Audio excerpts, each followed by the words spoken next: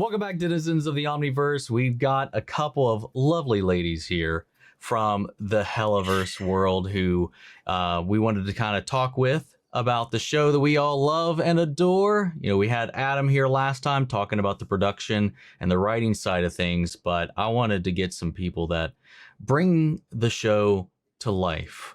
And we got MEL MROZEK here, who is our animation director, and Amanda Hurd, the art director. Guys, how are you all doing today?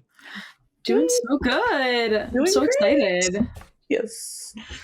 So, just to kind of start things off, I kind of wanted to go into just your individual histories, just a little bit of a background on each of you, just kind of prior to Spindlehorse, you know, your own kind of personal growth, what led you there, your inspirations, and maybe a little bit of what you guys are interested in yourselves outside of, you know, the work side of things without the Hellaverse. You want to go first, Hel? Sure. So I'm from Michigan. I went to school at the College for Creative Studies in Detroit, and I got my bachelor's there. It was great. Had a great time. Pretty much ever since I graduated college, I immediately started working just as an animator on various indie projects and some studio projects. And then eventually I saw Viv posted on Twitter that she was hiring animators. And I said, oh, yeah, I'll do it. I'll do anything. So I'll do anything. So I applied and pretty much instantly got it. And I started as just an animator on episode 2 of season 1. And I've been here ever since. It's been like almost 4 years, 5 years, maybe. And now I'm the animation director. So it's been a journey, and I've loved it. It's been fantastic. I've learned so much. You know, I've kind of grown as an adult as well, you know, as a person with, you know, my time in Helluva, because I graduated college when I was like 20. So I'm 26 now. So yeah, I don't. You didn't seem too certain about that one. I forget sometimes how old I am. My birthday's this month, so you know I'll have to remember the new number over again. You know, so Amanda, do you want to say your background? Yeah, sure. Well, it started when I was born, so like locking out. So from a young age, I've always just really loved drawing and like designing characters, and I was always really attached to like animation. I loved like DreamWorks and stuff like that, and things like Fantasia 2000, you know, things like that. And I did go to art school for like a really short period of time, but like I was really miserable there. Like I just didn't enjoy it. So I did drop out and then started kind of working on my own projects. And I've been a fan of Viv's for like a really long time. And then she kind of reached out to me, which was like crazy. I still remember like the day that she like contacted me on Twitter, and I was like, oh my God, that's crazy. Like I've been a huge fan of yours for such a long time. And she basically brought me onto the Hazbin pilot as an illustrator and a background artist. And then also the Helluva pilot, I was a storyboard artist. I mean, I feel like that's kind of the gist of kind of where I started. I mean, and then I kind of just kind of grew from there. This is my only animation job or animation industry job I've ever had, which is like really fun because I love Spindle, and like I always joke a lot about how if Spindle ever blew up, I would just do something else. Like I only want to work at Spindle. I know. So. It sounds like you guys have a pretty strong ecosystem over there, especially in the way that you, or at least that talent's kind of sought out, as well as the kind of the almost kind of family that kind of builds out of it, because it is very much the way that Adam described, at least like how the infrastructure within is so kind of fluid and loose. And I don't know, it's from what it started off as to where it is now. It's a kind of exciting to see how it's kind of progressed and evolved. And you guys have been there since mostly the beginning for the most part. Yeah, pretty much. Because it was 2018, like when I was brought on to Hazbin, and I remember the Discord messages where Viv was saying, how should we spell Spindlehorse? Like, how should we, like, do we want to keep the tunes in there? Like, I remember like just those very early kind of building the studio and just to have seen it grow and come so far and to have these 2 shows that we're doing and the Homestuck pilot, you know, everything. It's just been so like, an incredible experience, honestly, to see it. Because that's a wild next step too, because it's gone off to where there's a second studio in a completely different country and a whole outside show that got pulled into the mix. So for each of you, just as far as your individual roles and all of that you guys now, you've kind of, you know, obviously over the course of this done a whole bunch of different things, but where we're at right now with you being the animation director and you being the art director now, can you guys kind of go into a little bit about your responsibilities in your role and how those relate to one another and just the how that kind of connects the different sinew that gets this stuff made? Because I think people have a rough idea what a director or a writer does, but once it gets a little bit different whenever you're going into animation. So completely makes sense. I'll start first because I feel like my job stuff comes before your job stuff, Mel. That's true. Yeah. So I guess an art director basically oversees the visual direction of the show. Pretty much, you know, everything that's on screen. Like I have to keep a very close eye on. You know, this includes like character design, props, backgrounds, color palettes. And I just have to kind of really make sure that everything is coming out correctly. Something about Helluva is that it's a huge undertaking.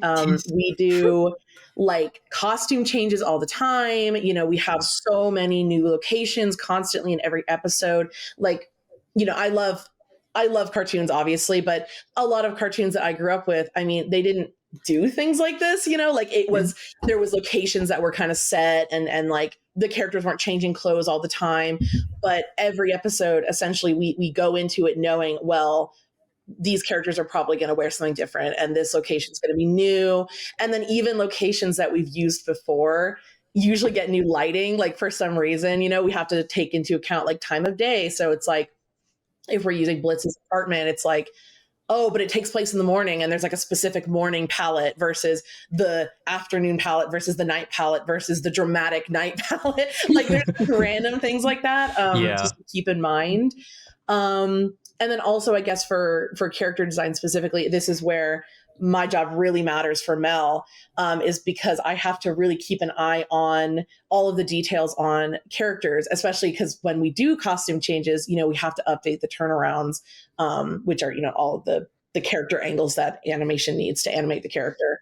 And it, you know, it's happened before where, you know, I'll think it's perfect and it's like, okay, approved for animation. And then Mel will be like, oh, actually, like, well, this button actually wouldn't look like this in this like 3/4 angle when they do a 360 backflip. Like it will actually like, this will cause an issue. And then it's like, we have to then brainstorm like how to fix it or, you know, update the reference. But yeah, it's a lot. Like it's just a lot of steps. So I think that our team is just so talented that we're able to do this, but that's kind of what I do. Like I am just a very, very visual, like direction of what we're supposed to be doing. Got to keep everything cohesive and yes getting all the assets together, the look, the feel, the color, all of that. And then there's so many assets, so many files. I think that's something that maybe a lot of people don't realize is the amount, the volume of files. And that's such a boring thing to talk about, but like it's such a big part of the job is file management. Oh, that is a nightmare. Yeah. And I can't imagine what that looks like from your all's end. Because I mean, just to your point too, something I think a lot of people don't maybe consider is like that goes down to like pencils, mugs. Yes, like anything. It really does. Nothing in animation is for free. So, you know, when you're filming like something physical, you know, you don't have to invent a pencil. Like you can just grab one. But everything in our world has to be designed. And that's, like, you know, if you were to take a pencil in the show and Blitz were to break it in half, it's like you have to think about the wood color of the inside of the pencil. You know what I mean? Like really tiny details like that. And then sometimes we have to provide multiple poses for damage, I guess. Like damage progression is a big one, especially for characters. You know, there'll be a big fight and someone will slice someone's clothes or something, or slice their cheek or whatever. And we have to essentially keep track of all of the shots that applies to. And animation also has to keep track of that. Yes. But when shots are coming in, it's all out of order. So it's just a lot to keep track of. Yeah, it's just a lot to keep track of. I think that's my main point. Yeah.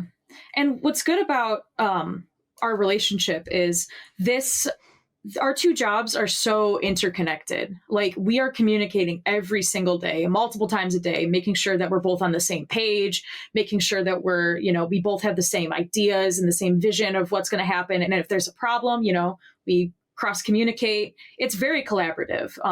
And I'm very glad that I get to work with such a good friend. So my favorite part of the day is calling Amanda. So, I love working with Mel. It is wonderful. It's so easy to work with Mel. So yeah. It's very important to have a good relationship with the people you're working with, because you talk to them all the time. And, as someone who is very shy, that was something that I had to learn very early on, is that there's a lot of communication, and it's really helped me kind of step out of that like shy kind of, box, basically. Absolutely. Yeah. So once you kind of go through everything and have everything set up and then pass that along, or at least approve it for animation, like you said, what does that look like when it transitions into your hands, Mel? Yeah, so we're kind of in a unique scenario where we kind of just receive everything from everybody. We receive like the boards, we receive like the backgrounds and the assets and whatnot. And our job is to, obviously make a move and kind of, make sure that the episode is feeling correct, like tone and everything. You mentioned cohesion. That is like the name of the game for me. I love making sure that everything is like looking as the best that it can. My job is essentially just checking everything, checking every shot in the episode, making sure that there's no errors, the motion is looking good. It's kind of it's just cohesive, I guess. Yeah, pretty much. So characters get like hookups from like yes, absolutely. Slots. Yeah, thank you for saying that. Yeah, a big consideration that as part of my job is when you have a character like, I don't know, they're like an action scene, and all of a sudden they're like flying off the screen, and the next shot it's the character like landing. Part of the consideration in my job is I have to make sure that like feels correct, if that makes sense. That like the speed is consistent for the like flying across the screen, landing into the next one. Their pose is consistent. The energy, camera work a lot of time, making sure that the camera is appealing and it's working with the shot and the energy of the shot. Making sure the details on the character are correct, which is, a big thing with Viv's characters. That's another big thing. It's also making sure that like we're avoiding certain things. Like oftentimes, a funny thing that happens is Stolas, people draw him with teeth, and he does not have teeth.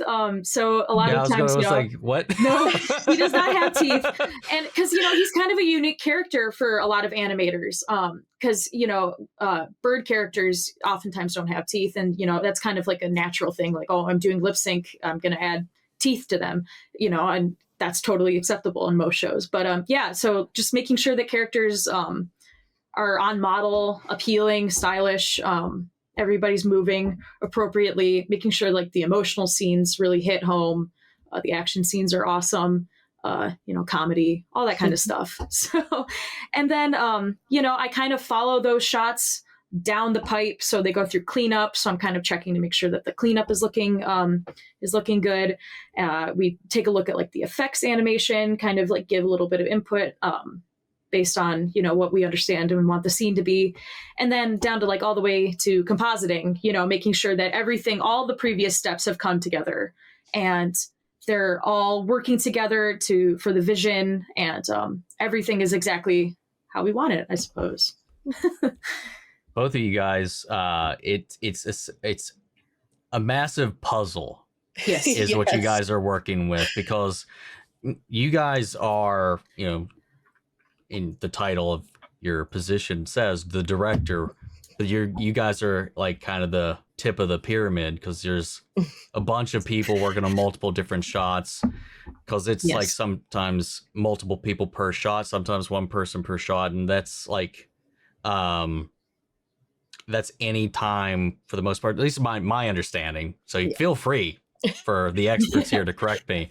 It's like any time there's that's from the beginning of just once the camera moves to a different spot or we're at a different angle or whatever, that's all individually handled completely separate, like by different people, and it has to be stitched together afterwards. Absolutely. That's why where the file management, like you said, like getting shots 100%. Yeah, because out there's of order. There'll be like a shot where it's like Blitz and he's let's say he's like running with like a cup of iced coffee or something, so you can see through the glass. So it's like he's running with this cup of iced coffee. So animation has to animate him. They have to animate the coffee, but there's ice and ice cubes in the coffee. So it's like, okay, we got to talk to our effects lead, Caro, and be like, hey, Caro, we have an iced coffee situation, like code red. Like, what do we do? And then so we have to set up the reference basically to be friendly to both animation and to effects. Usually we'll add notes on the sheet itself that's like, don't, for cleanup or animation, that's like, don't clean up ice cubes for effects, or liquid for effects or whatever. And then when it comes to compositing will put the background in.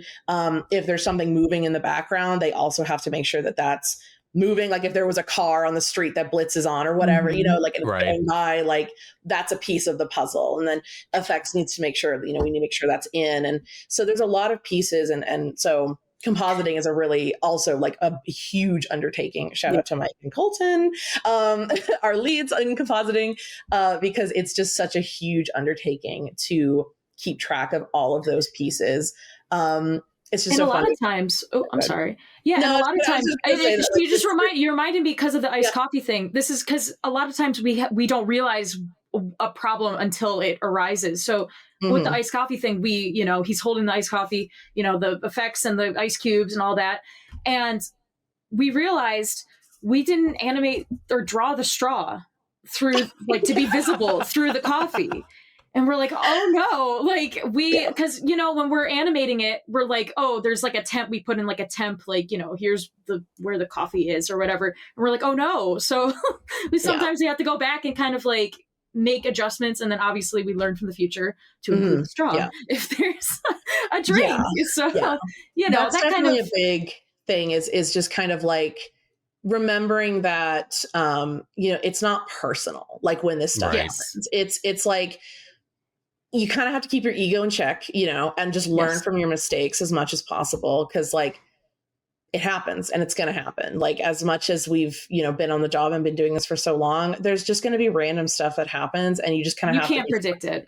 Yeah. You just have to be flexible, really. Hey, Absolutely. It happens in every project, it's like even up to like blockbuster movies, that people were like, oh, for example, a recent one was like in the new Superman movie, there's like a frame where his cape disappears. Oh no. So like that's and just that the artists who saw that in the final, and they were like, I know, because that's us, like that's us, sometimes because there's little mistakes and you can watch the episode like a bazillion times, which we do. And even still, there will be things that you see it when it's finally up on YouTube or Amazon or whatever. You'll be like, oh my God, like I'm gonna we're like, please, I hope no one noticed that. Please. I know. And then you see on Twitter, someone's like, did you notice like right here, like his eyebrow disappears and you're like, yeah, I did. Yeah, like there's a lot of pressure. I have nightmares about it. Of course I know. Yes, absolutely. Yeah. And but it's also like, it's kind of just like a learning process. And it's funny because even the mistakes are just kind of, after a while, after the sting, after the blow of the mistake, it's kind of like, it's kind of just kind of funny. It's like, oh, whoops. Because you look at the entire, the beautiful episode that we just finished and you're like, okay, maybe like this one thing. Is, it just in the moment, it feels like the world is the end of the world. But, we failed. That's it. We failed. We failed. So for each of you, since like we talked about earlier, you guys have been here pretty much since the beginning. You filled a bunch of different roles up until this point, and how fluid the kind of behind the scenes have been as this studio's evolved. Now that you guys are in the director's chair, how do you feel about having your hands in all these different pots up until that point help prepare you for being the director of your individual departments at this point? Yeah. You want to go first? Yeah. So when I first started, I had only ever touched animation. That was the only thing I did. I was completely oblivious to, not oblivious, but, you know, because I know what the pipeline of like an animation production looked like, but I had no idea what it took to make those things. So as I kind of progressed up the ladder and I started to kind of like get a little peep into the worlds of like effects and comp, and obviously what Amanda does on that side, like character design, you know, boards, of course. It kind of started to like influence the way that I kind of treated the animation work. You know, I started paying extra attention to making sure that, oh, we have certain considerations for like cleanup, or we have certain considerations for like comp, or we're making sure that, you know, we're understanding the intent of the board. And then I moved up to a lead in our studio, an animation lead, which is kind of directly below me. I love my leads, but that's another thing. So, you know, I kind of got a bigger glimpse into, you know, I kind of was able to sit in on the meetings and kind of understand and learn some more. And then obviously the director, you kind of get the whole picture. So I think kind of building up especially with our studio, because it's kind of unique. You know, these people are all my friends, obviously. And, you know, I kind of got to like know them as friends, and then I kind of got to be their director. So, you know, it's just kind of like building my way up and getting, you know, acquainted with the pipeline as I also kind of got built myself up in the studio. I think that was really beneficial to me, especially since this is kind of like my longest and my biggest job that I've ever had in animation. So yeah, it's been a big learning process, 100%. You know, I kind of started with very basic knowledge of even just like how to animate in the program that we use. And now I'm here. I guess for me, because, you know, I started with backgrounds and storyboards kind of around the same time. So I guess starting with storyboards, because that's technically like the first step. Something I definitely learned is that something that you can cheat in a storyboard, yes, because so many eyes are on it and because so many people are then dissecting it afterwards, that like time-saving cheat or something that maybe looks good in a board, it will be discovered, if that makes sense. Like people will, like they'll find it and they will have to deal with it. So that was something I learned really early on, was that when I was boarding, just trying to like really think about every step of the process and think about the person who then afterward would have to deal with this issue. You know, so that kind of ranges from a lot of different things, whether it just be like a character moving, like how fast they walk across the screen. I really struggled with that because I'm not an animator, but there's so many times where Avon, who is also my sibling and is also an animation lead, like they would get a shot maybe from me or whatever, and they would say, oh, this character can't reach the other side of the room in this amount of time. And that can cause a problem. So it's like, there's a lot to think about when you're boarding, especially when it comes to like timing and animation. I guess on the background side of things, I'm definitely a more experienced background artist than I am a storyboard artist. But working with backgrounds, I love working with backgrounds. Like there's kind of this joke in the art industry about, oh God, like you got to draw the background now. And it's such a pain. But once I started viewing the backgrounds almost like characters, it really opened my eyes to like what backgrounds could be. And something that like has been kind of an ongoing joke at Spindle is that we almost treat elements like the backgrounds almost like characters. So we'll be like, oh, that chandelier, like she's such a diva, like, cause you know, she has all of these things we have to do with it. But it's like always lovingly, weirdly, like it's always lovingly. And something else, I guess, technical about backgrounds as well is just learning the process of the layering and how that then goes into compositing. So like if there was a ceiling beam or something that falls or whatever, and it's a background element, which is essentially just the element of the background that is then going to be used by animation, you have to make sure that it's on its own layer. I feel like I have said, make sure it's on its own layer. Like it's got to be like thousands of times at this point. Right. And our background, like, artists and our lead, shout out to Savannah and Ron, they are so good about it, and they already know. Like, they already know. I'll direct them and be like, make sure this is on its own layer, and that they've already written it down as it's a background element. Like, we got it, because they're just so on it. But it's just really important to make sure that the pieces of the background are separated as needed for compositing, and this includes lighting and places where effects will go, like the bee episode. There was all of those tubes of lava, and I wasn't the art director on that episode, but like I was in the background team. And it's a pain in the ass. It's a huge pain, but it's always like worth it in the end. To see it come together and to make something like magical. That's such a gay way of explaining it, but like it is magical. I think it's so magical to see it come together like that. So I'm an art kid.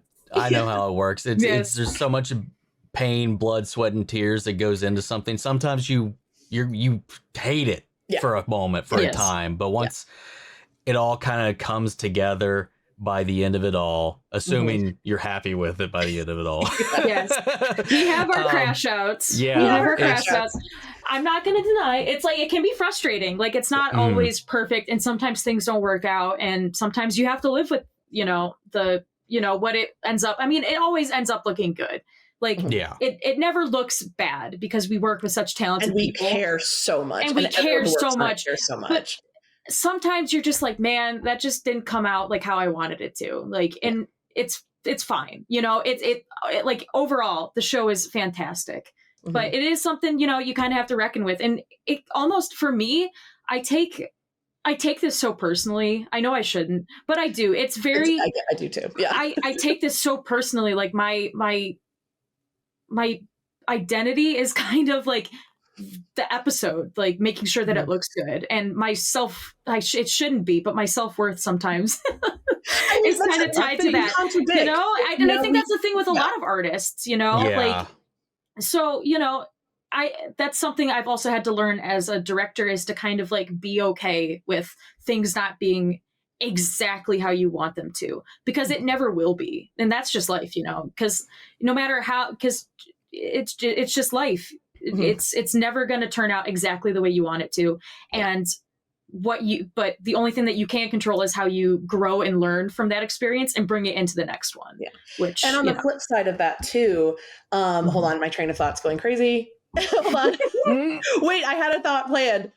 Oh, on the flip side of that too, when people deliver something that isn't what you were expecting, but is better, that is like such a fun thing, because it's like, that you is can amazing. Your brain, like, you want this acting to look a certain way, and then the animator will come in and they'll do something completely different, but it's like, it works, and it's like, well, this is way better than I thought it was even going to look, and so.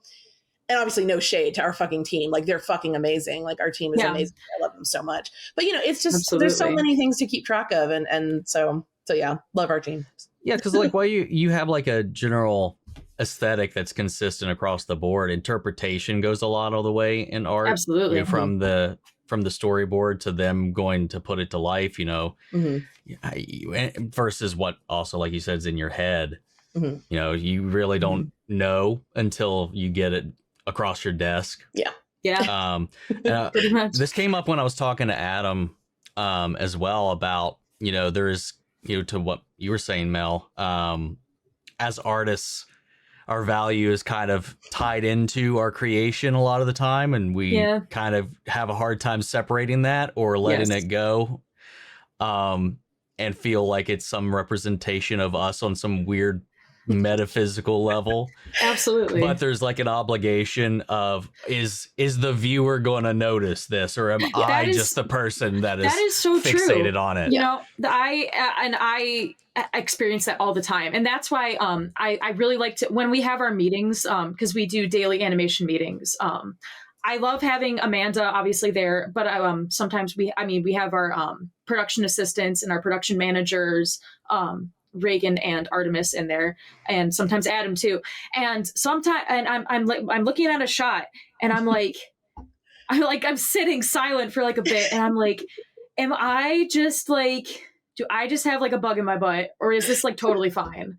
And so they'll be like, what are you even talking about? Like, it's literally fine. Like, you need to like, and I'm like, okay, yeah, no, it's fine. But then sometimes that eye comes in handy, It like does, having that.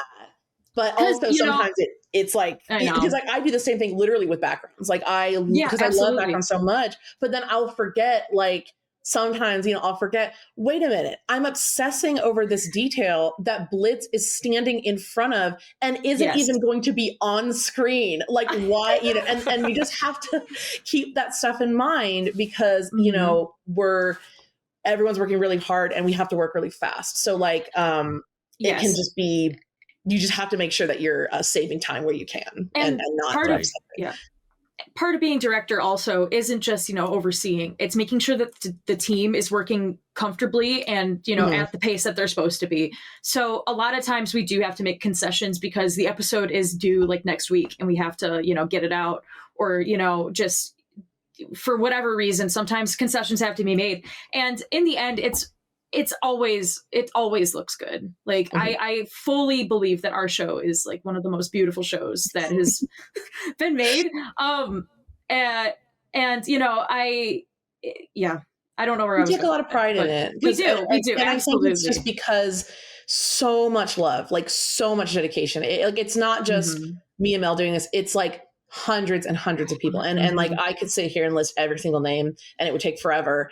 But I can't like sing the praises enough, like about our incredible team.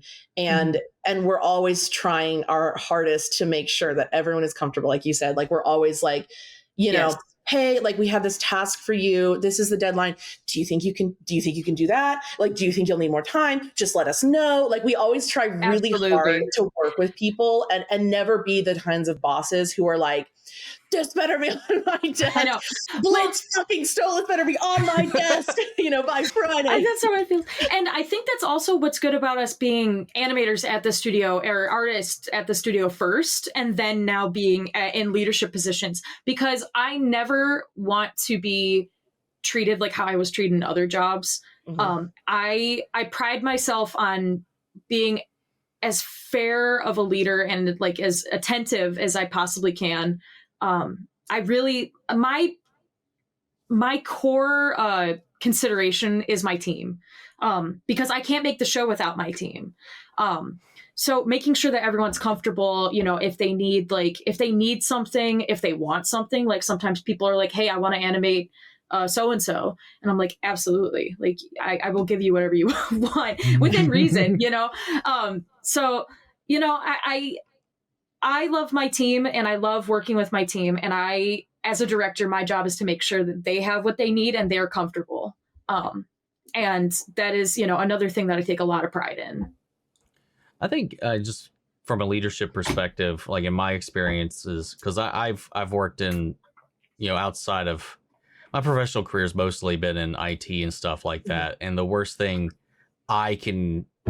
for me was always like dealing with a boss that had never actually troubleshooted an issue in their life. I'm like, listen, you don't know what this is like on the other side of this. And having to strike that balance has just always been really frustrating and something I had to take in mind when I would step into those roles. Yeah. I was always, it's just always team forward for me, man. Yeah. And like, that's the thing about working with our Spindle crew, like with our leads and our production, is that everyone is always open to just listening. Like, everyone is really good at just letting the person who's in charge of this thing or knows the most about this thing just like explain the perspective, and everyone is always wanting to learn from each other. Like, I think that's something that is really special and is just something that I feel really like grateful, to be a part of.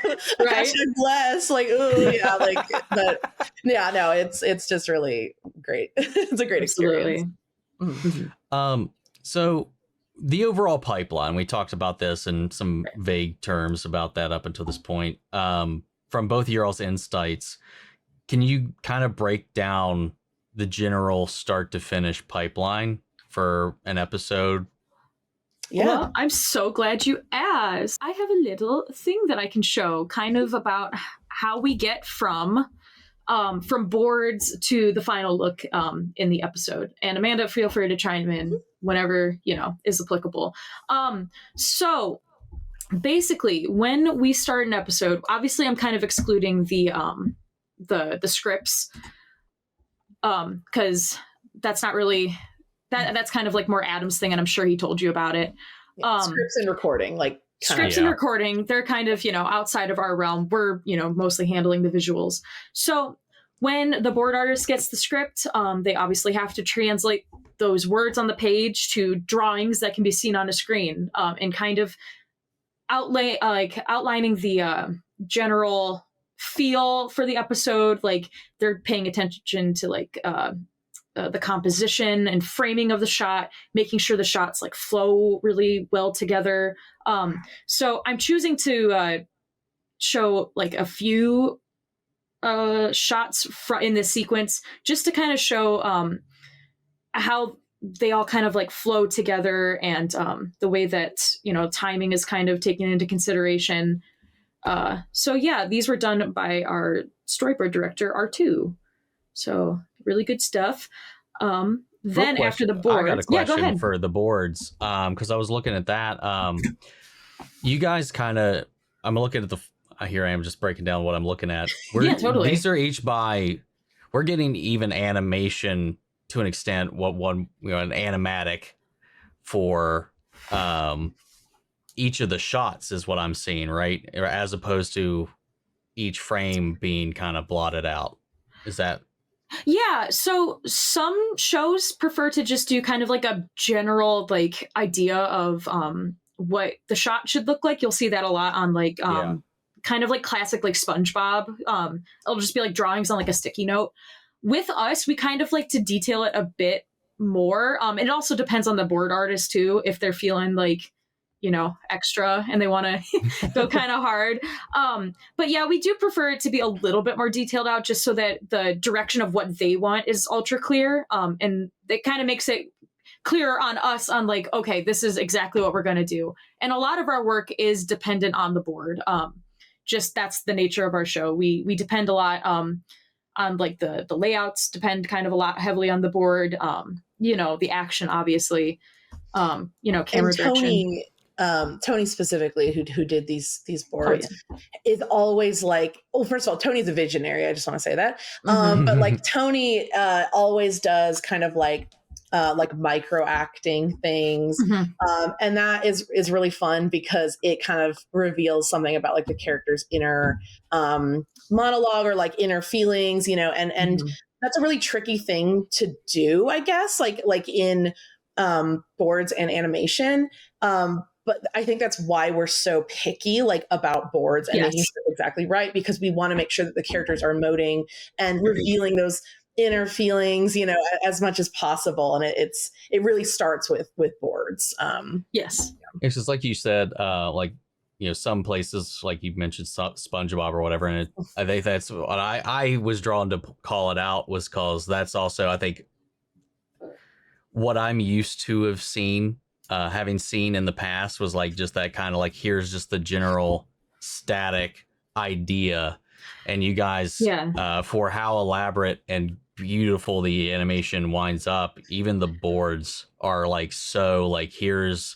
here is what I kind of have an envision for the whole sequence. It's a lot more detailed than I think a lot of people might give it credit for. Yeah, absolutely. You'll notice that a lot on movies. I was looking at some of the boards for the bad guys too, and their boards are kind of really pared down compared to the final picture lock. And I think that's also attributed to how many other steps there are in their pipeline. They have a whole layout step that layout as it's different than our layout step. But yeah, right.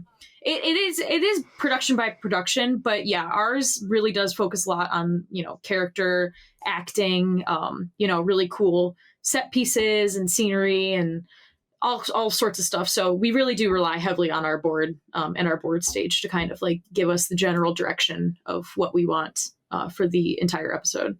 Mm-hmm. So I guess I can move on. Amanda, would you like to take over? Sure. Yeah. So, I mean, I guess this is kind of an example of like when a character gets a costume change.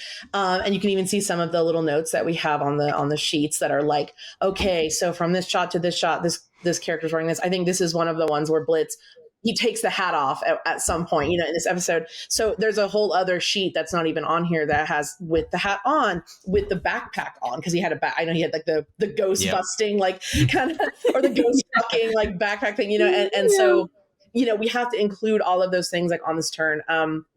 But this is kind of, this is kind of what it looks like, where we have, usually we have like a lot more angles than this, but this was probably like it's a pared down version. It's a pared down version. Yeah.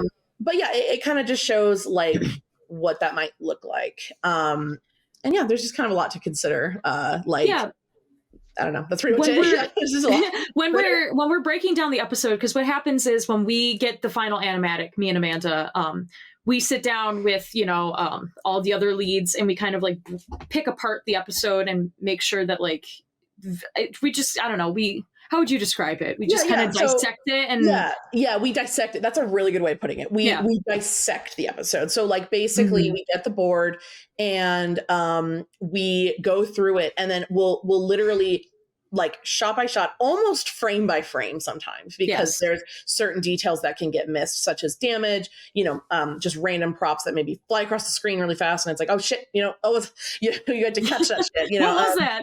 What was that? And then we have to go back and be like, oh, it's a dildo or something. Like, okay, well, we got to do that, and figure that out.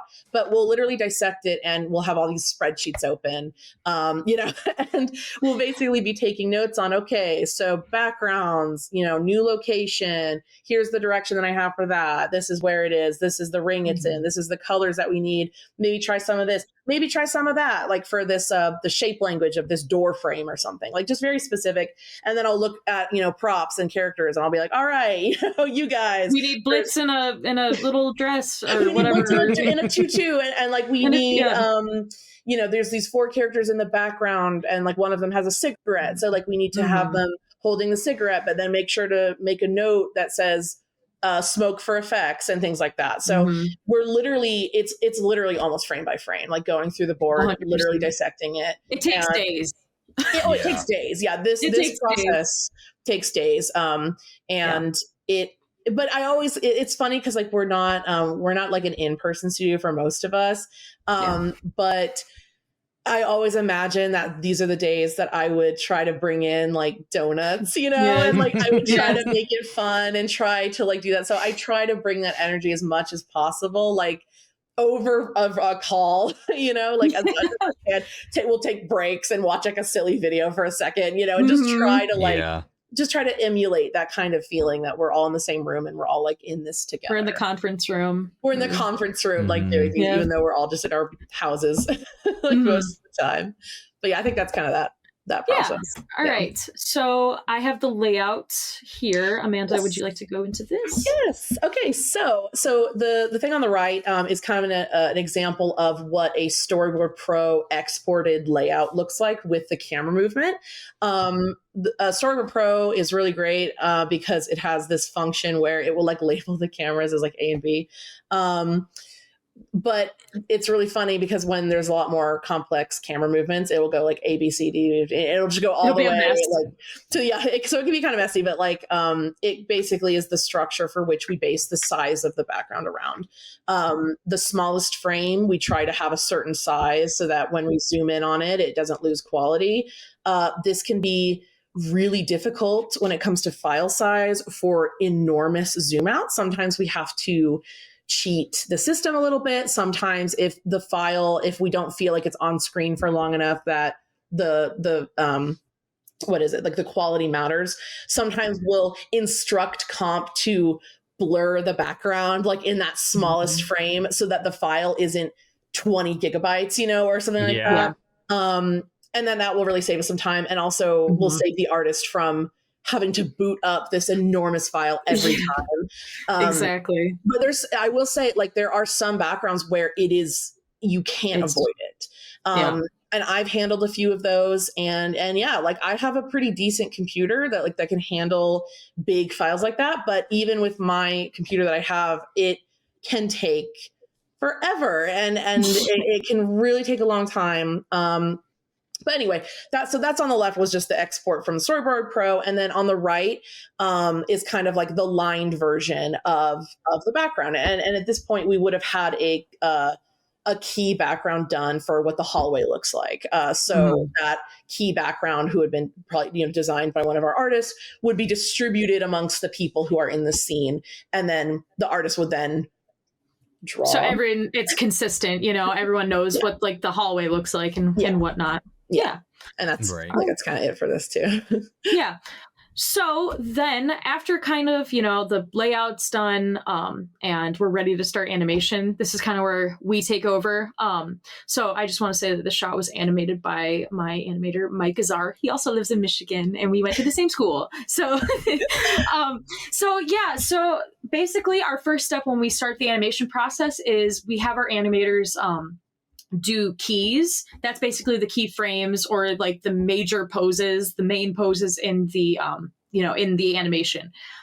Luckily, because our boards are so detailed and often so posed out, is what we say, the keys are pretty much just the poses from the board. So you'll see like each key is basically just a frame from the board. So it makes it kind of easy for us. But obviously, sometimes the board isn't always like the most on model. We need to make small adjustments, keeping in mind like the new character design, like the outfit might have changed from the board process and so on and so forth. So that's kind of the first step. Then the animator will submit their keys, and I will give them a look over with my leads.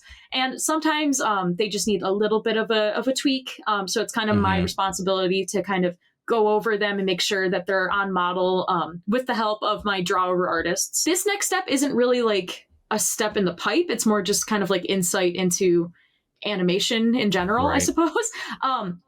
So it's hard sometimes to kind of like, when you're going from the keys, you're like, crap, how do I, like, this looks good in keys, but how do I actually like get it to like move and get it to be how I want it to be, So what I encourage and what I actually do, and I have some examples of the stuff I've done in the past, is I will take these and I will do like these really messy, scribbly passes of what I want the action to look like and feel like and move like before I go and I tie it down in the next step.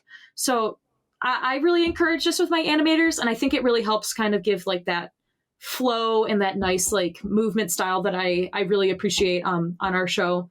So that's just an example. And then obviously this is the final step in the animation process. Don't look at that. The Ronaldo. Sorry, don't look at him. I just like.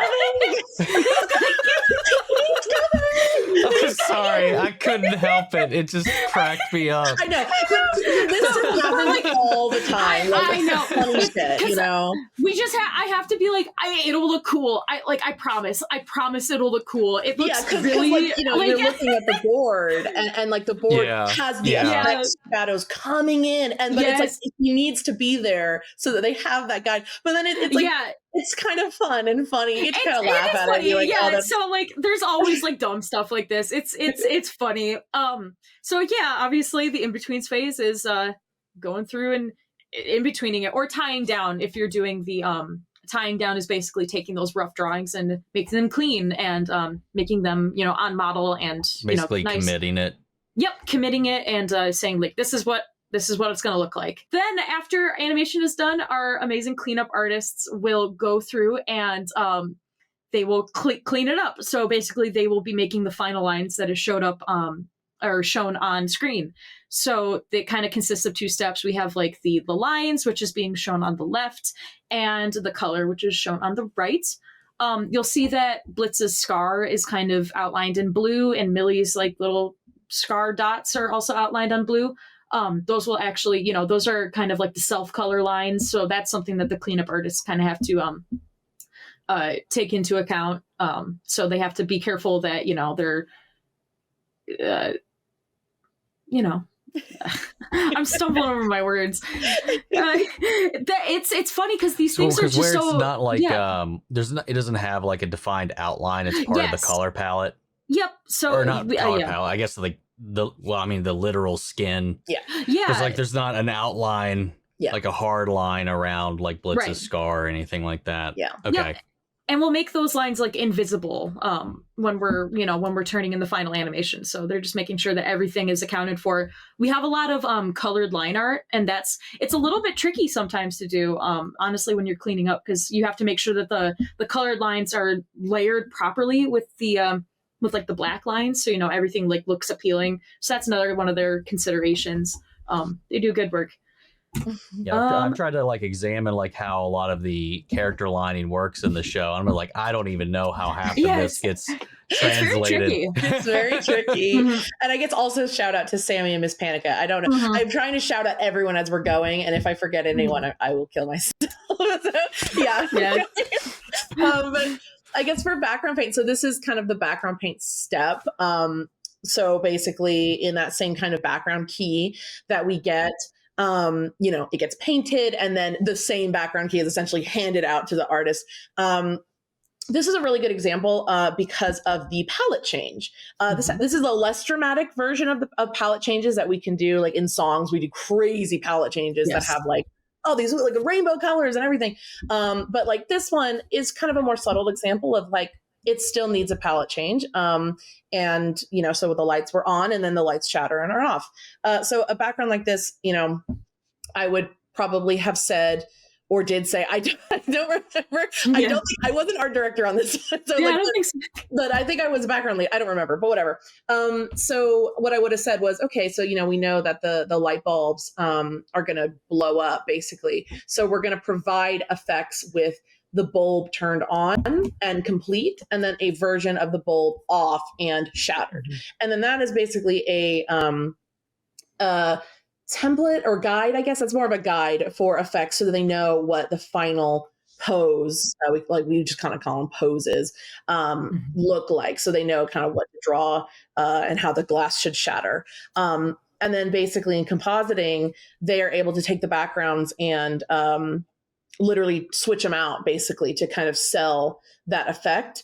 We'll probably have the lighting as well coming from the bulbs, and the light, like the kind of beam coming down like in that kind of triangular form, that would probably be also on its own layer, so that it could probably like flicker off like when the light bulb explodes. And they'd probably all have to be individually on their own layer because the light bulbs go 1, 2, 3. So then it's like, that's also something to consider, is that it's way easier for comp to turn the light bulb off if all of those layers are separate. So we probably have light bulb 1, light bulb 2, light bulb 3, and then all the alternate versions of those. And it's like, for this shot, it's like, wow, that's a lot. And then it's like, think about like those enormous song shots where there's 50 cannons and like, an explosion in the background and neon signs coming down, like all of those things. Yes. That's what makes those big files enormous, is just that sheer volume of stuff.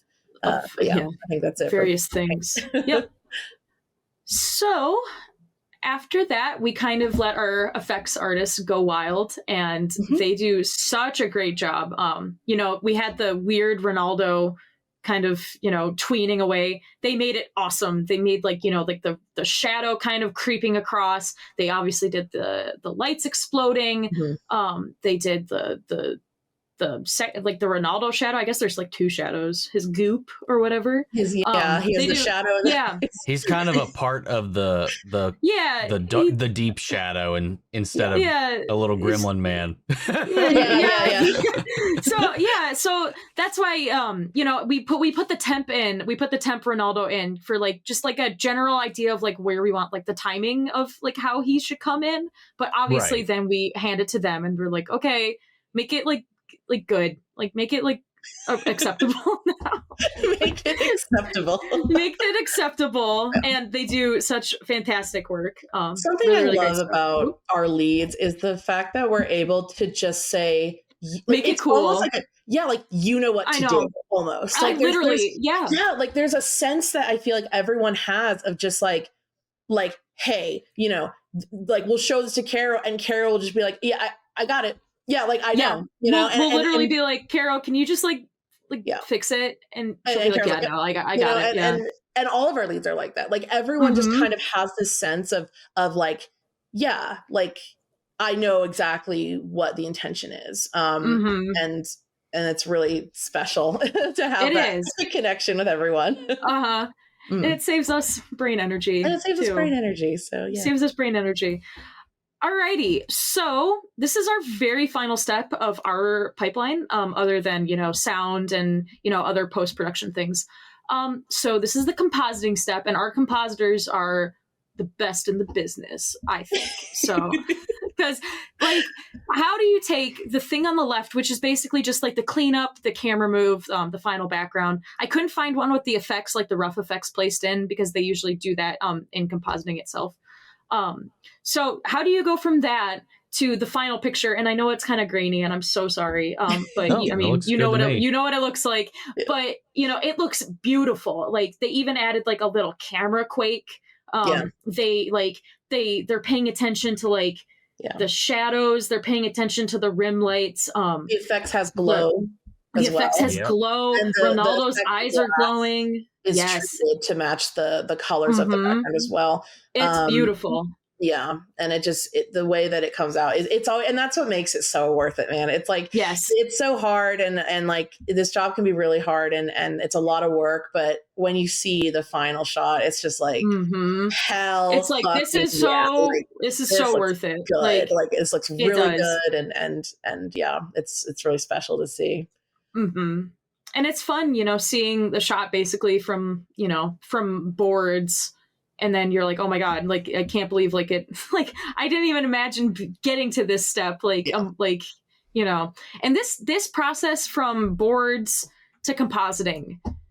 Oh, how long? It's several months. It can take almost like 6 months, I feel. Like, yeah, it depends. Several months. Yeah. You know? So we're kind of just like going off of faith the entire time. Well, not faith, but like we're kind of like, you know, hoping like, it'll all come together, like we'll fix it, like it'll look great. And it went, and then it does, because you know, we're all so talented and so, you know, good at our jobs. It all looks good. So everyone, you gotta make up for all those voices in the back of your head saying the opposite. Exactly. And that's the thing, is that it's so funny because, you know, we'll be in meetings and we'll have like feedback, and we always try to keep in mind like the feelings of artists. Like we don't have artists directly in meetings with a lot of the leads, but like you know, we do try to keep that in mind. But also what I was kind of saying about like death of ego and making sure your ego is kind of in check is because, you know, sometimes you have to be very, like, I guess, frank. Like you have to be very kind of upfront about something that is maybe wrong, and you kind of are just trusting each other that like, I'm not talking about your ability as an artist. I am talking purely about what's for the best of this shot or the show or whatever. Right. You know, so like, for example, I guess like, I'll just say effects, because there's so much effects in this shot. Like, let's say like the sparks maybe didn't come out the way, like, or maybe they were too slow or something, you know, or they didn't look quite like we wanted them to. Like we can deliver that feedback and say, oh, hey, like could the sparks maybe look more like this, or maybe like this shape that is kind of weird or whatever. And we're able to just have that collaborative vibe without taking things too personally, you know? And I think, that's really great. 100%. And I guess that's the end of my little presentation. I remembered there was 611 shots in episode 10. So this process from birth to infancy, or from infancy to whatever, I don't know. We know what you mean. You know what I mean? From, I don't know. Yeah. Like start to finish. Adulthood, start to finish. You know, it goes through 611 times for one episode. So yeah, it's a lot. Animation takes a long time. It really does. Animation does take a long time, and that's kind of why because they that put was, that in the I mean, little thing. all of that, like, one is just from the creation of the board to the keys, the in-betweens, everything, that was just for that, Yes. those, like, Yeah. itty bitty couple seconds. Yes. Yeah. Mhm. Yeah. Yeah. It's a And lot. the hundreds of Yeah. seconds to go into an episode. Mhm. It's I feel like it's easy to miscalculate or maybe underestimate how much goes into Yes. it, let alone drawing the thing. Yeah. 100%. And for every frame, 2 frames, whatever the key is going to be for that. But yeah. Thank you. I'm glad you came in prepared for that one. Yeah. Yeah. It's fun. It's fun to show. Let's go to school. Yeah, let's go to Yes. class. Yeah. And then when Yay. animation's happening, I'm Learning. just like, yay, they're moving. Like I'm just Yes, all excited. exactly. Like, you know, so I Exactly. mean, Yeah. definitely. Kind of just moving on to one thing I wanted to say here too is like, because you guys you've started off as artists yourselves and going into this, and you know, going in to work under, you know, at Spindlehorse and work on Vivian's vision and her world.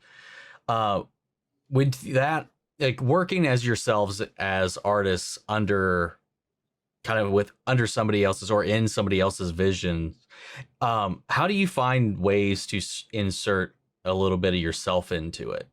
Yeah. And do you have like any signatures or maybe even big or small contributions you guys have provided that have snuck their way into it? Yeah. So for me, I think humor is probably something I'm really, or expressions, I think specifically like funny expressions. As a board artist, I think one of the kindest compliments I ever received was someone telling me that, oh, I recognized your expressions, like your style. And that was such a like, really? Like, you know, moment for me, because it's like, I love funny expressions. I love pushing and exaggeration, like in characters. And so, for example, like I boarded Weeaboo.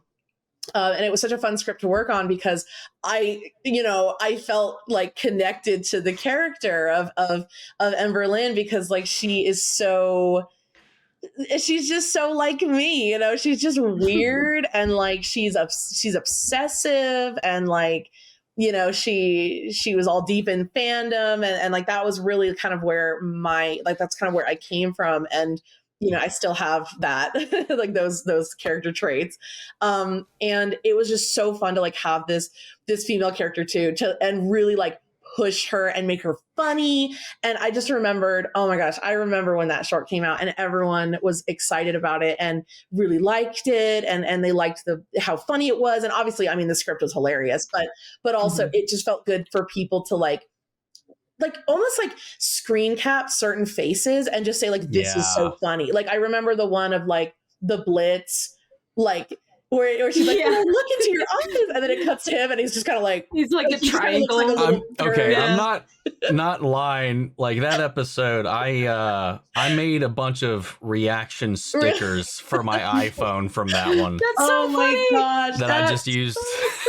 That's so that's amazing. Yeah, that is something that I think I'm just really proud of is you know, I don't get to storyboard a lot anymore just because I have really been kind of swept up into the art director role, and so boarding is just something I just don't have time for anymore. I don't get to do it anymore.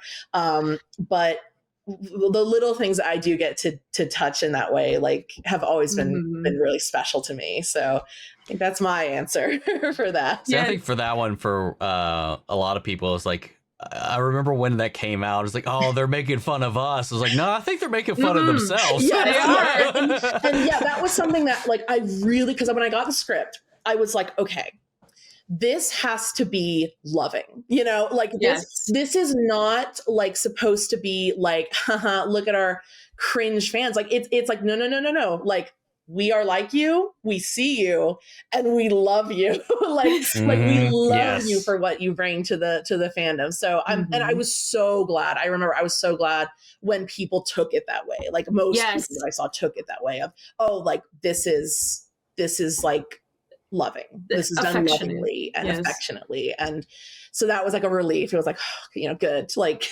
we see each other, you know? Yeah. That was fun. Yeah. What about you, Mel? Yeah. So my biggest thing is I just love to animate, obviously, but I love animating. And unfortunately, part of being director is you just don't get to animate as much because you have to, you know, you're in charge of other people. I mean, it could be when you were animating yourself. Yeah. No. So no. I was, so when I get the opportunity, or when there's a really special shot with a character that I like, or there's one that I'm just like weirdly attached to, I'm like, okay, this is mine. Like I will do it no matter what. And I'll make time for that because it just means a lot to me to just like contribute in a small way to the animation, even though, you know, I'm directing. I also, this is really funny, but I love the animal characters. Wink. I love like Luna and Bee, and I will make it my mission to make sure that they look the best that they can for personal reasons because I just love them. So, you know, I think, you know, maybe ever since I took the director role, maybe, you know, those two have looked the best that they've ever looked before for no reason in particular. It's just a coincidence. It's a coincidence. So yeah. So I don't really get to contribute like much outside of just like visuals.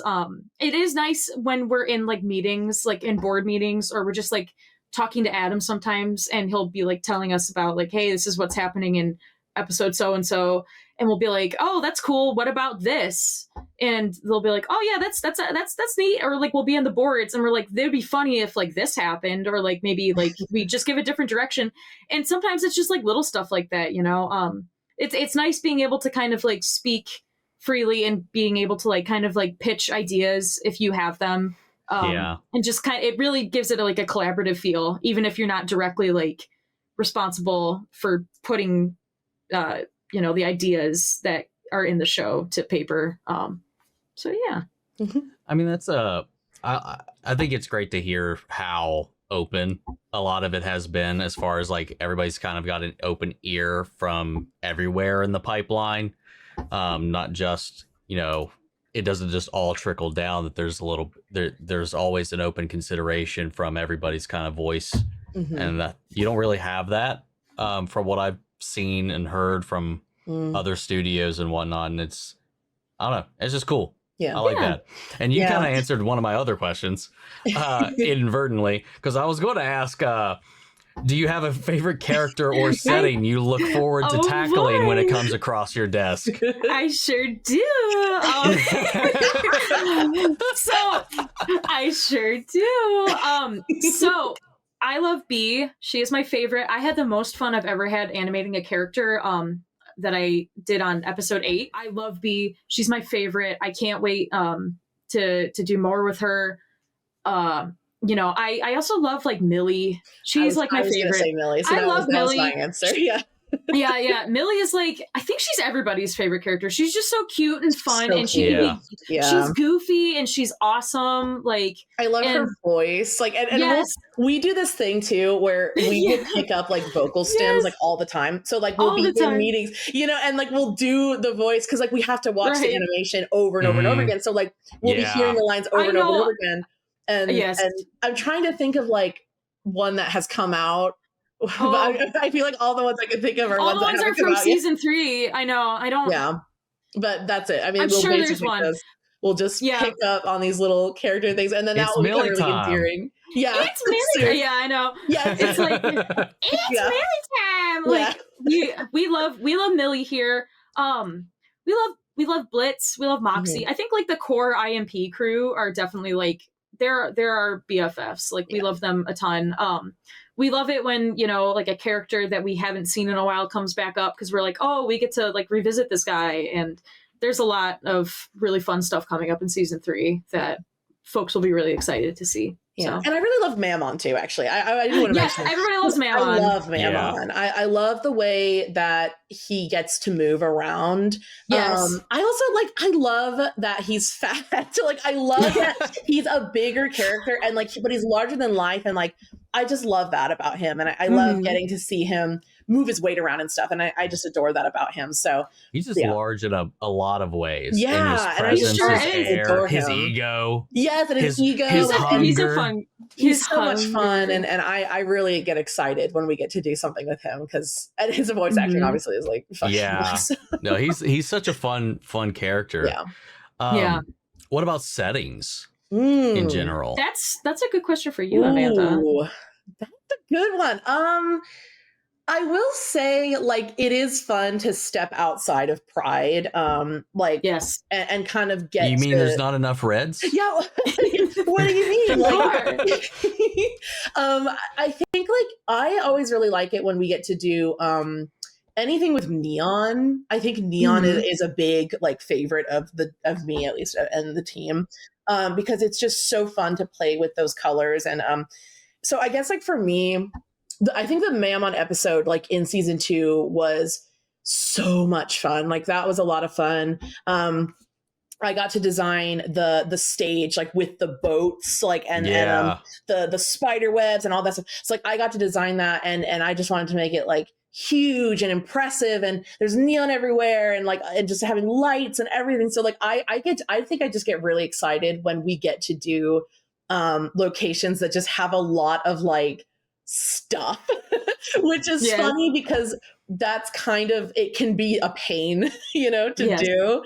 But it's just one of my favorite parts of getting to light up the set, and it feels like I'm on a stage, and I'm I'll put this over there and put that over there and make sure that looks good. And it's just is so much fun. I love to do that. So yeah. That's what I like about the show too, and just the overall aesthetic and art direction that you guys provide for it is I think a lot of animation, and it's getting, I mean, especially in the indie sphere, it's gotten a lot better over the last couple of years for sure. Yes. But there's the lighting on the characters in the background. There's so much effort put into it, and it makes so much of it pop in a way that if you just kind of watch, not to put down anything, because I don't want to do that at all, but your typical studio, typical studio fare, I don't think gives lighting that much attention, and it just really can make a scene so much more dramatic. Yeah, even in animation, just like in a live action state, how you light your actors and all that stuff. It goes a long way. Yeah, and I feel like not a lot of people give that much credit to how much that still improves animation. Yeah, it's definitely a huge I mean, even just watching when we were looking at the GIF or the presentation of kind of that final shot, just seeing the difference in the V1 or the version 1 of kind of when all of those pieces were together versus how it's lit after the fact. I mean, it looks so good. Yes.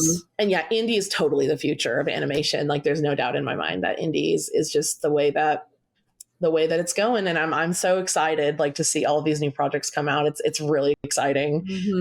Yeah. With that with you talking about the Mammon episode, I just got a strong attachment to that one too, because that was that was when I caught up finally and got current with the show, because I had just been doing one a week after Hazbin and dragging that out. Yeah. And I just finished that before my flight to go to my first level up. Oh, that's so cool. So that was super exciting. Yes. I was we can go to level up this year. I know. We got to go to level. We have to go. We've both never been. I know. I need to go. It might not be the biggest con I've been to, but it's the one I look forward to the most at this point. I'll be on my third time, I think, now, because I already got everything already booked for it. That's so cool. That's really cool. I'm so waiting. Well, maybe you'll see us. Maybe you'll see us. I mean, I've met a lot of your animators. Yes, I know. It's always kind of it seems like it's a lot like a family reunion almost. Yeah, whenever that's a level why I up like happens, it. I think because it's I know there's a lot of other fandoms and stuff there, Right. and sure, I'll get swept up into that, but like it's just like that's why I go. Oh yeah. Right. So the only reason it kind of popped up on my radar at all is like, oh shit, all these people from the same thing are going to be here. Mhm. Yeah, I'll get Yeah. that ticket. Super then it just- exciting. Yeah. Real quick, I wanted to come back to the fact that like you guys are kind of like you have been here from so early on, but you both have stepped up into these roles here to tackle a reinvention of the pilot, where you guys basically got to direct the creation or the look and feel of Mission Zero. Yes. What was that like? How did that feel Ugh. going into that? It was crazy. It was 'cause amazing. it was so different just because the way that even like the characters like talk to each other versus now. Yeah. It was just like it's completely different. Like the way that Luna talks to Blitz is, it's just the character relationships where it's fun to kind of like revisit what they used to be. And obviously, like, design changes. We had Blitz no longer has his like crystal on his hand. So that was fun, kind of going back to all that. Amanda, I'm sure that you guys kind of had to revisit The Office. Yes. Like just changing, like not changing. I mean, like literally just the evolution of how The Office looked in the pilot versus now. I mean, is insane. Like obviously no shade to the pilot because like I adore the pilot because Right. it's just, it was the first thing I remember like how I felt when that came out. Like, cause it was just the first thing I had ever really worked on other than the Hazbin pilot. It was my first boarding job. Like I had, Yes. I was like, I was definitely like the baby. Like I felt like the baby like of the pilot because I was like this kind of person who didn't have experience like in the industry at all. And just to kind of, I don't know, just to see how different it looks and how much better and how much we've grown as a team. And like, Yes. I remember like when it came out on Amazon, like I watched it and I was like, that was fucking solid. Like that was good. Like that it turned is- out really good. And yeah, it's just, I It take a lot is of such pride. it's a display of where our studio is now, and how much we've grown because, a lot of us have, started on the pilot or like, we're there for the pilot. And over these years, we've not only just like grown as like a studio, but we've grown like as artists. So, it's kind of just like a preview of like where we're at now, and kind of like where we're going to be once season 3 comes out. Yeah. Which I also think is really fun because this isn't really related to the question, but we've been working so hard on season 3. It's been a labor of love, and it's still a little bit ways until like the public will be able to see it, and it's nice to kind of like showcase like where our skills are as a studio right now, kind of like in that little nugget of Mission Zero. Yeah. So I think that was also, that made me feel kind of good too, Yeah. Because I don't think like us. I think there's like a fear of like putting down in a way, talking about how good it looks now versus then. But like that's like yeah. We but, try like, to avoid it. I know there's like a concern about like how that could be interpreted or whatever. But I think like it's just like that's just like the pilot. Everybody was figuring this out. It was absolutely. It It was was a brand new studio. It was just initially going to be the side project, to Hazbin. So it is, and all of us were. That was kind of like a lot of people's first jobs. I don't think anybody. If we praise Mission Zero, I don't think that that's a detriment to the original pilot. Because it's just an evolution of where we've come, and a lot of the folks who worked on the pilot work here, and they're contributing to what the what Zero looked like. So because I mean, like you said, like everybody started off as the first time everybody's drawing these characters, and it's just like as artists, you will get better over time. You like notice, and it's so clean. I You'll mean, just notice that, watching the show in general, like from episode 1 of season 1 onward, like I feel like every episode is just getting more and more refined, and you can see the evolution through that. And I don't know, I just it's fascinating. Yeah, You know, and you're so right. Yeah, you're so right about like learning to draw the characters for the 1st time, because if you look in like the pilot Blitz, a lot of times when he had his mouth closed, he'll have like these little black spikes sticking out for his teeth. We don't do that anymore, and it's just like they were just learning how to what they were even making. It was all very experimental, seeing what worked, seeing what didn't, and it paved the way to where like I'm at now. I learned a lot from what they did. And I honestly get like kind of emotional when I watch the original pilot, because it weirdly feels like the same feeling I think a child actor would get when they watch themselves grow up like on TV. Yeah. Like, because my art, or artists, art's the most personal thing in the world, but like just seeing just the difference, like seeing it.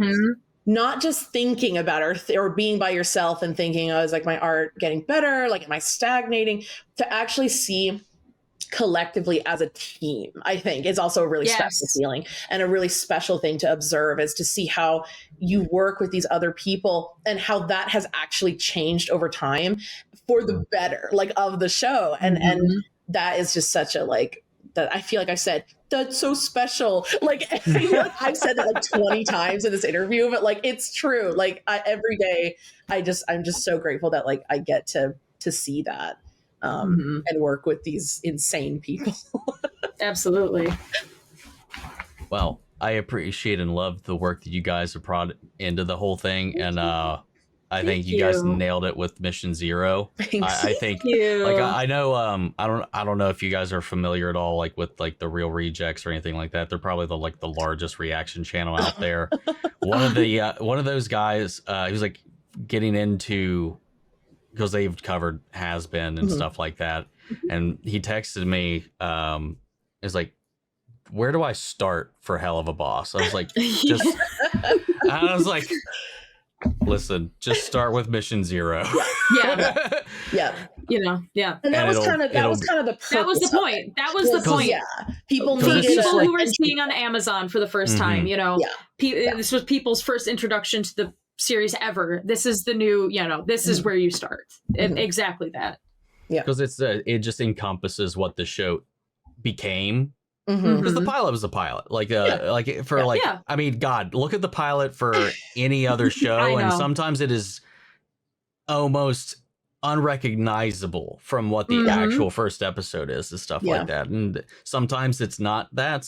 Most times it is, though. Yeah. So like being able to go back and make a pilot after the fact is not something you really see that often, because I do think Mission Zero is a really good, like, not culmination, but like just a complete package of the whole show as it currently is. You got everything you need to know going into it, and it was just like it was so tight. It was so well done.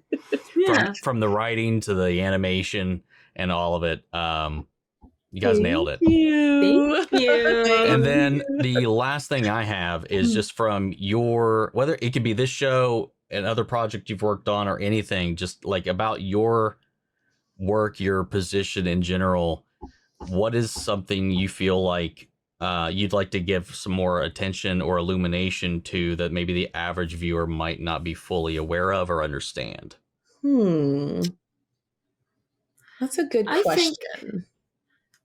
You have an idea? I think we covered so much. Yeah, we've covered to be so honest. much. So like, I think I just want to highlight. Yeah, go ahead, Amanda. No, you go. No. Okay. This happens every day. They like bumped into the hallway and he's just playing that dance every day. Yes, go ahead. It's because you're too nice. You need to be mean.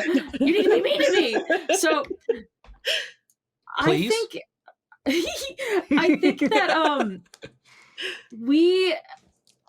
the thing that a lot of people may not fully grasp is just like how many people work on this show, how many like people's lives are this show, how much love and attention and care is put in by everybody. Like in my department, in my animation department, I have like almost 160 people just for animation.